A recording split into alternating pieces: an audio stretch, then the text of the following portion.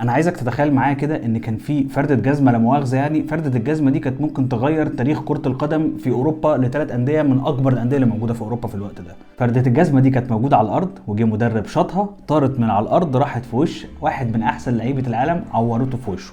وبسبب الخناقه دي حصلت مشاكل كتيره جدا، واللعيب ده قرر ان هو يروح نادي تاني. بس مش ريال مدريد بس اللي كان بيفاوضه، لا ده كان كمان برشلونه بيفاوضه، واللاعب كان بيلعب في مانشستر يونايتد. واكيد انت كده اتعرفت ان انا بتكلم على ديفيد بيكهام وعلى السير اليكس فيرجسون. والجزمه دي ما كانتش طارت، كان في تاريخ انديه ممكن يختلف. تسالني كانت هتفرق ازاي يا ابو حميد؟ هقول لك دي حدوته ولازم نحكيها. وانا احمد ياسر وده برنامج جول مشترك، ودي حدوته رمضان، وبنتكلم على ديفيد بيكهام والسير اليكس فيرجسون، وايه اللي حصل في انتقال بيكهام من مانشستر يونايتد لريال مدريد، وايه اللي كان ممكن كمان يحصل لو بيكهام ما راحش ريال مدريد، كان ممكن يروح فين، وريال مدريد كان ممكن يجيب مين. فطبعا اشترك على القناه وادينا اللايك حلو على الفيديو ده، واتمنى منك ان انت تعمل له شير. وتعالى احكي لك الحدوته.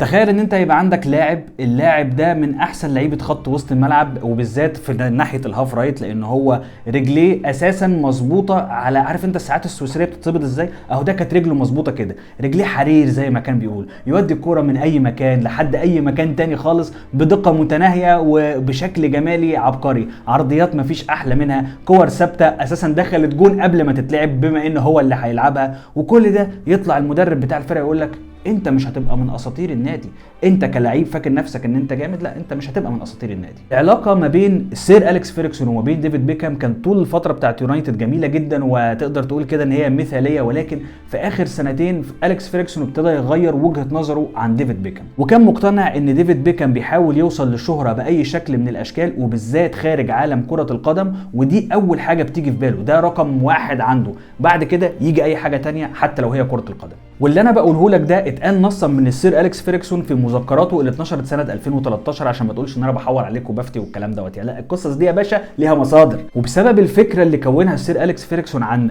ديفيد بيكهام ان هو خلاص الشهره بالنسبه له بقت رقم واحد، كان شايف ان الطريقه ديت او التفكير ده هياثر على تركيزه ومستواه في الملعب، وبالتالي مش هيكون واحد من اساطير نادي مانشستر يونايتد، وكده ولا كده هيجي له يوم وهيمشي. على عكس ديفيد بيكهام اللي كان في كل تصريحاته بعد رحيله عن مانشستر يونايتد وذهابه الى ريال مدريد كان بيقول حاجه واحده فقط لا غير: انا عمري ما كنت همشي من مانشستر يونايتد لولا اللي عمله معايا السير اليكس فيرجسون. وبيكهام في الوقت ده فعلا، او في وقت رحيله عن مانشستر يونايتد، كان متوهج اعلاميا في اخر سنتين. لان خلي بالك برضه الراجل ما كانش بس شكله حلو وموديل وجميل ولطيف والكلام ده كله، لا ده راح اتجوز فيكتوريا بيكهام اللي هي من احد اعضاء فريق السبايس جيرلز ساعتها، اللي كانوا مولعين الدنيا غنى. فكان بقى تلفزيونات بقى جايه داخله خارجه، ولقاءات اعلاميه ومجلات وصور وحوارات كتيره جدا. وكل او تقريبا تقدر تقول 90% من الشركات اللي موجوده في العالم عايزه تتعاقد مع ديفيد بيكهام عشان يكون واجهه اعلاميه ليها. ده غير طبعا قصات شعره اللي كانت بتختلف من موسم لموسم، وبعد كده هتلاقيها ساعات في ماتشات كانت بتختلف من ماتش لماتش على حسب الاهميه. كل ده في محاولات من ديفيد بيكهام لجذب الانتباه الاعلامي، لدرجه ان في معسكر من المعسكرات اليكس فيرجسون قرر ان هو يلبس ديفيد بيكهام على شعره كده زي ايس كاب. يعني بص يا ابني حط البتاعه دي على دماغك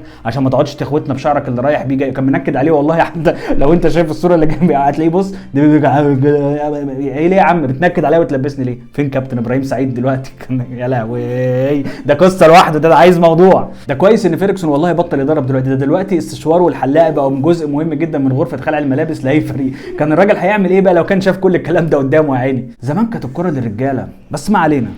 المهم في مذكرات اليكس فيرجسون كان بيتكلم عن موسم 2002 و2003 اللي حس فيه ان ديفيد بيكهام مستواه بيتراجع كل يوم عن اللي قبله اكتر، وان الواد خلاص كده ولا كده لولا شويه المهاره اللي عنده اللي بيعرف يعملهم يعني بتاع الكره العرضيه والكره الثابته، الواد ده ممكن يضيع. لدرجه ان بعد مباراه الارسنال اللي خسر فيها مانشستر يونايتد قدام الارسنال 2-0 في كاس الاتحاد، انفجر اليكس فيرجسون في ديفيد بيكهام. قعد يشخط وينطر ويتريق على بيكهام، ويتريق على اللي هو كان بيعمله في الملعب، ويتريق على مستواه. وبالصدفه كده كان في جزمه محطوطه في الارض قدام السير اليكس فيرجسون، راح السير اليكس فيرجسون شايطها ناحيه ديفيد بيكهام، راحت جايه في دماغه معوراه في حاجبه من فوق كده. وكان يعني بص بقى هنا بدا اللبش بقى، لان برضو اللي بيتقال من ديفيد بيكهام واللي بيتقال برضو من السير اليكس فيرجسون في مذكراته ان بعد ما حصل كده مباشره ديفيد بيكهام لما شاف الدم قرر ان هو يطق في عروقه اكتر ويتنرفز ويبقى بقى فاهم عصبيه بقى وبتاع والكلام ده، وراح داخل كان عايز يضرب السير اليكس فيرجسون لولا زمايله اللي حشوه عن الموقف ده. وهنا خلاص تقدر تقول كده ان العلاقه ما بين الاثنين دولت انتهت الى الابد.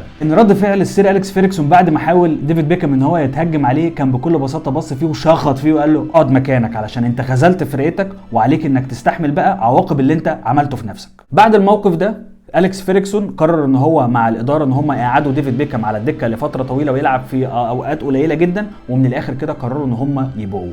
وهنا حصل مفارقه، ان اول فريق قرر ان هو يفاوض ديفيد بيكهام ما كانش ريال مدريد، كان فريق تاني خالص، لان ريال مدريد دي جت بعديه. اول تصريح مطول لديفيد بيكهام بعد انتقاله لريال مدريد كان بيتكلم ازاي اصلا هو اتنقل من مانشستر يونايتد لريال مدريد بشويه تفاصيل كده يعني. قال لك بعد ما فيرجسون قعدني على الدكه واخدنا بقى الموسم دوت خلص وراح بقى بقرف وزعل وكله يعني، قرر ان هو يسافر يقضي الاجازه بتاعته في امريكا. ولما كان في امريكا لقى حد من اصدقائه بيكلمه في التليفون بيقول له الحق انت فين؟ قال له انا فين ايه يا ابو الحاج، عادي انا في اجازه في امريكا ما انت فاهم. قال له كل الصحف الانجليزيه بتتكلم عن انتقالك من نادي مانشستر يونايتد لنادي برشلونه، وان الناديين قعدوا مع بعض وخلصوا كل حاجه، واتقال ده نصا بالذات في صحيفه السكاي سبورت اللي كانت بتاكد ان كل حاجه فعلا خلاص تمت وانتهت. وهنا لتاني مره ديفيد بيكهام اللي الدم يطق في عروقه ويسيب بقى اللي كان بيشربه على اليخت بتاعه في امريكا ويركب اول طياره وينزل بيها على لندن علشان يبتدي يتكلم مع رئيس النادي ويحاول ان هو يقابله عشان يفهم ايه قصه برشلونه، ولكن يفشل ان هو يقدر يوصل لرئيس النادي. مش بس ما عرفش يوصل، ده رئيس النادي ذات نفسه لما عرف ان هو عايز يقعد معاه رفض. بعد كده طب خلاص يا عم بلاش رئيس النادي، هسيب القصه دي اروح لفيرجسون احاول اتكلم معاه. حاول ان هو يروح لفيرجسون برضه رفض ان هو يقابله، واداله رساله بسيطه كده قال له انت اتبعت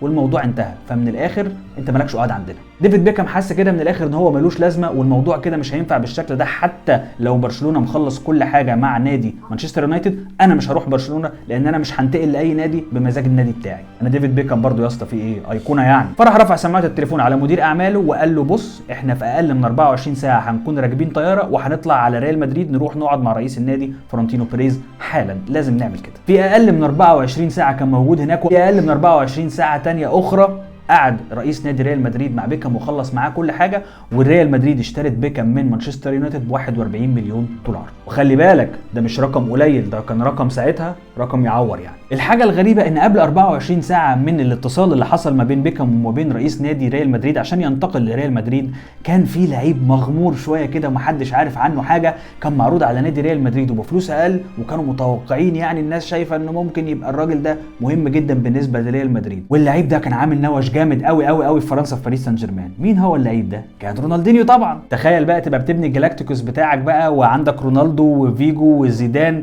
وكنت هتجيب عليهم بيكهام، قال لك لا خلي بيكهام حط عليهم رونالدينيو.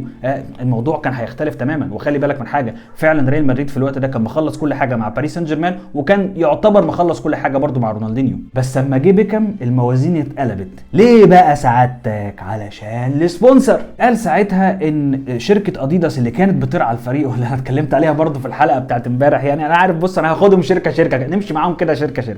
المهم شركه اديداس حاولت ان هي توصل لفلورنتينو بيريز ان رونالدينيو شكله مش افضل حاجه يعني، واحنا شايفين ان بيكهام هو فاشون ايكون هيضرب لك ارقام التيشيرتات ومبيعات التيشيرتات بتاعتك في العلالي، فيا ابو بيريز تعالى لي هات الراجل ده وسيبك من الراجل التاني. وده اللي كان اتنقل من شركه اديداس لفلورنتينو بيريز عن بعض مساعديه في شويه مناوشات كده ايه على جنب يعني. وبيريز طبعا ما استناش، ده باشا فاهم دي فلوس كتيره جايه، يبقى ايه اشترى الفكره على طول وراح اشترى اللعيب ب 41 مليون دولار، وده كان رقم كبير قوي ساعتها، ودفع للعيب ذات نفسه 6 مليون دولار، وكان عقد سنوي برده كبير جدا ساعتها. وهنا بيريز برده كان في دماغه طب ما رونالدينيو يا جدعان اللي احنا سبناه دوت هنعمل معاه ايه؟ فراح يتكلم مع باريس سان جيرمان وقالوا له من الاخر لهم الاخر كده احنا كل حاجه ماشيه زي ما هي يا شباب، فلوس هتدفع زي ما هي، الواد هياخد مرتبه زي ما هو وكل حاجه تمام، بس هنعمل الكلام ده السنه الجايه علشان الفلوس هتعجز معايا بسبب بيكهام. طبعا باريس قالت له تيت احنا في رمضان بلاش.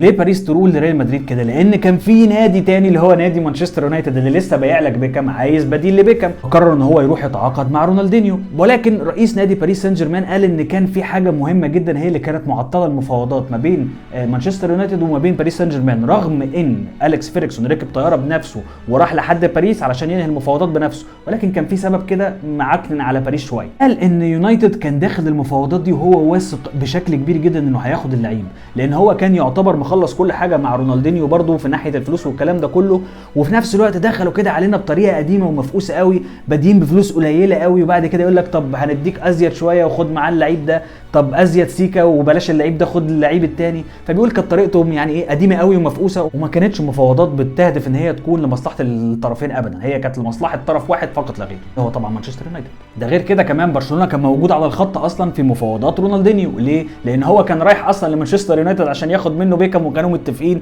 ومخلصين كل حاجه، فريال مدريد راحت رايحه واخده بيكهام، الصفقه اللي انا كنت عايزها. طب انا هروح انا بقى كبرشلونه اعمل ايه؟ هرازي ريال مدريد واجيب الواد اللي كانت عايزه هي تجيبه. فطبعا دخلت في مفاوضات مع باريس سان جيرمان انها تشتري رونالدينيو، مش علشان رونالدينيو كان بالنسبه لهم في الوقت ده احسن لعيب في العالم، ولا علشان اداره برشلونه كان عندها رؤيه عظيمه، الا ان هو كان الموضوع كله خناقه ما بينهم وبين ريال مدريد بس، مش اكتر من كده. فانتقال يعني برونالدينيو لبرشلونه كان في جانب كبير جدا من الصدفه. من ضمن الحاجات اللي اتقالت في الوقت دوت ان نجاح مفاوضات برشلونه مع رونالدينيو اكتر من مانشستر يونايتد كانت بسبب حاجه واحده بس، ان اتباع له. بص يا باشا، انت جاي اسبانيا، واسبانيا شبه البرازيل، الكلام شبه البرازيل، البنات شبه البرازيل، الحاجات الحلوه شبه البرازيل، فهتحس انك في بيتك، يعني مش هتحس انك متغرب في تكتيفه الانجليز وحاسس ان الملعب ضيق عليك لا لا، الواسع عندنا، تعالى عندنا. فانا عايزك تتخيل معايا كده ان لو كان سير اليكس فيرجسون قرر ان هو ما يشوطش الجزمه اللي موجوده في الارض ديت، او لو كان شاطها وراحت في حته تانية وما خبطتش في وش بيكهام، وبيكهام فضل موجود في مانشستر يونايتد، وراحت ريال مدريد اشترت رونالدينيو وقعدت جنبيه ماكاليلي وبقى عندها جلاكتيكوس بجد، كان هيحصل حاجه مختلفه خالص. ولو كانت الجزمه دي لما اتشاطت وجت في وش بيكهام وزعل وبتاع، وجم برشلونه هم اللي عرضوا عليه واخدوه الناحيه الثانيه، وبرضه ريال مدريد جابت رونالدينيو وقعدت معاه كمان ماكاليلي، كانت الامور هتختلف خالص في 3 أو 4 انديه من اكبر الانديه اللي موجوده في اوروبا. فيعني حته جزمه قد كده غيرت الكوره كلها. النهايه اللي انا عايز اقوله لك ان ممكن يكون رد فعل من المدرب، وهو اعترف ان رد الفعل بتاعه كان خطأ وما كانش المفروض ان هو يعمل كده، وده طبيعي ان انت ما تعملش، اكيد مش هنعور اللعيبه بتاعتنا ونضربهم بالجزمه، يعني دي مش حاجه منطقيه. كانت ممكن تخلي الامور مختلفه شويه، وكان ممكن يكون فعلا ديفيد بيكهام يكمل في مانشستر يونايتد ويكون ايقونه من الايقونات بتاعتهم. هو ايقونه بس ما خدش السوكسي اللي انا وجهه نظري كان ممكن ياخده اكتر لو كان كمل في المكان ده. لو عجبك الفيديو ريت تشترك على القناه وتدينا اللايك الحلو، وطبعا تعمل الفيديو ده شير، وما تنساش تتفرج على الحلقات اللي فاتت، كان في حلقه عن رونالدو وحلقه كمان عن ادجار ديفيدز وحلقه عن ماكاليلي، كلهم مربوطين ببعض. وبكره في حلقه مهمه برضو ليها علاقه بريال مدريد مربوطه بالقصه، استناها الساعه 4:30 بكره ان شاء الله. رمضان كريم، كل سنه وانتم طيبين، سلام عليكم.